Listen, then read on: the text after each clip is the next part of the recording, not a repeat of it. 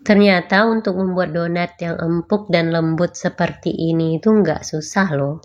Seperti donat yang saya buat kali ini adalah kombinasi antara donat susu dan sponge donat. Untuk resep donat ini saya tidak memakai bread improver dan juga bread gel. Untuk mengetahui langkah dan beberapa tips yang harus diperhatikan supaya bisa berhasil membuat donat seperti ini, silakan tonton video ini dari awal sampai selesai ya. Untuk bahan yang diperlukan di sini udah saya siapkan 2 butir telur yang dibuang 1 putihnya. Tambahkan susu sebanyak 100 ml. Kemudian tambahkan gula pasir sebanyak 3 sendok makan atau kurang lebih 40 gram. Untuk ragi instannya saya pakai 1 sendok teh aja. Terakhir bahan keringnya ini adalah campuran antara terigu protein tinggi sebanyak 250 gram, terigu protein sedang sebanyak 50 gram, dan 2 sendok makan susu bubuk. Kalau mengadon menggunakan mixer seperti ini disarankan hanya untuk 250 gram tepung aja ya. Setelah adonannya tercampur seperti ini, terakhir kita tambahkan margarin. Saya cuma pakai 1 sendok makan aja dan juga garam sebanyak 1/4 sendok teh. Nah, untuk pemakaian hand mixer ini saya kadang suka maksain. Seperti kali ini kan saya memakai lebih dari 250 gram tepung.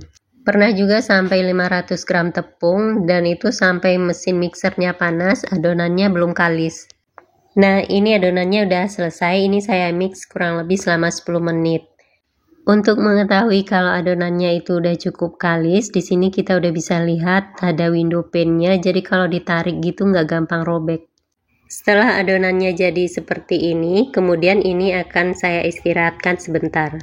Selama proses resting ini bisa kita tutup dengan plastik wrap atau serbet yang lembab. Adonan ini saya diamkan selama kurang lebih 30 menit.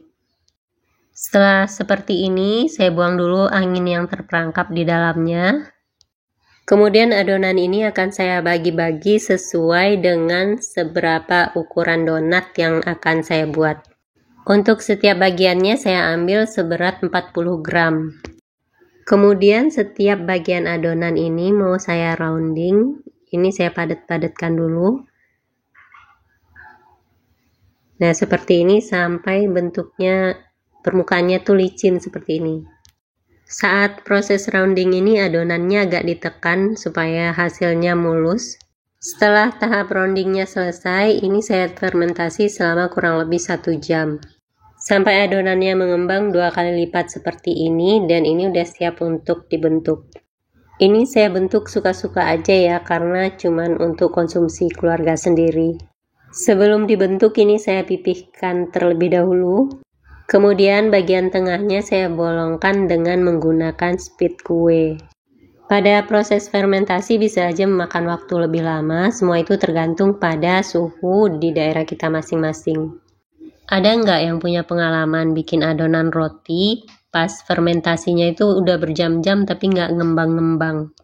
Penyebabnya bisa jadi karena ragi yang udah tidak aktif. Selain itu juga bisa disebabkan karena rendahnya suhu di daerah tersebut. Untuk membentuk donatnya saya memakai 3 cara, nanti bisa kita lihat apa perbedaannya di hasil akhirnya. Yang ini saya bentuk dengan menggunakan cara lama ya, dengan cuman menggunakan tangan. Dan hasilnya seperti ini. Untuk bentuk ketiga ini saya pipihkan dulu sampai benar-benar tipis. Bagian tengahnya saya bolongi dengan menggunakan spit. Saya bentuk tipis seperti ini, nanti kan ada proses fermentasi lagi. Kalau udah mengembang juga ini donatnya termasuk tipis, tapi saya lebih suka donat yang kayak gini. Untuk masing-masing donatnya saya buat dari adonan seberat 40 gram, tapi sebagiannya ada saya buat 35 gram. Nanti kalau udah jadi kita bisa lihat seberapa beda ukurannya. Bisa dilihat di sini bentuknya jadi beda-beda. Ini yang tipis. Tuh yang ini tuh yang dibentuk dengan cara lama atau cara jadul. Ini saya fermentasi lagi dan memakan waktu selama 2 jam. Nah, yang perlu diperhatikan lagi di saat menggoreng supaya hasil donatnya itu mulus. Saat memanaskan minyak goreng, ini kita taruh lidi sate di dalam minyaknya dan kita pakai kompor api yang kecil aja. Nah, kalau udah terlihat ada buih keluar dari lidi satenya seperti ini, itu tandanya minyaknya udah siap digunakan untuk menggoreng donatnya. Kalau bagi yang udah profesional, katanya menggoreng donat itu di minyak yang panasnya 180 derajat Celcius. Kalau saya biasanya cukup dengan menggunakan lidi sate seperti tadi aja. Di sini saya juga masih belajar ya. Nah, ini donat yang saya bentuk dengan menggunakan tangan aja, dengan cara lama ya.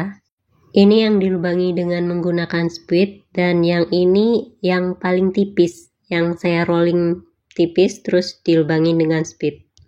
Selama proses menggoreng, usahakan perhatikan bagian bawahnya, dicek. Kalau udah kuning kecoklatan seperti ini, kemudian dibalik. Bagi saya ini cukup sekali balik aja. Cek sisi bagian bawahnya, jika kedua sisinya sudah berwarna sama, berarti itu donatnya udah jadi ya. Berarti udah siap diangkat dari penggorengan. Ini hasil gorengan yang pertama dan ini hasil yang digoreng berikutnya. Bisa dilihat ya, ini jadinya permukaan donatnya itu mulus. Beginilah bentuk hasil akhir dari donat yang saya bentuk dalam 3 cara tadi. Karena ini adalah donat susu, jadi untuk balurannya saya memakai gula halus dicampur dengan susu Denko dengan perbandingan 2:1. Bisa dibandingkan di sini ya bedanya di antara donat yang saya bikin dari adonan seberat 35 gram dan yang satu laginya yang saya tipiskan, yang dibikin tipis banget, yang di rolling. Yang bagian depan saya bentuk dengan adonan seberat 35 gram, yang bagian tengah ini dari adonan seberat 40 gram, dan yang paling belakang itu 40 gram tapi saya tipiskan, dipipihkan dengan rolling. Sekarang kita mau lihat tekstur bagian dalam donatnya. Bisa dilihat di sini kan donatnya lembut banget. Ini saya sisain sampai besoknya pun masih lembut. Seperti inilah hasilnya sponge donat yang saya kombinasikan dengan donat susu. Bagi yang suka lebih ada aroma susunya, bisa ditambahkan bubuk perisa susu vanila. Sekian dulu untuk postingan kali ini. Untuk video berikutnya mungkin saya akan explore donat dengan cara yang lainnya.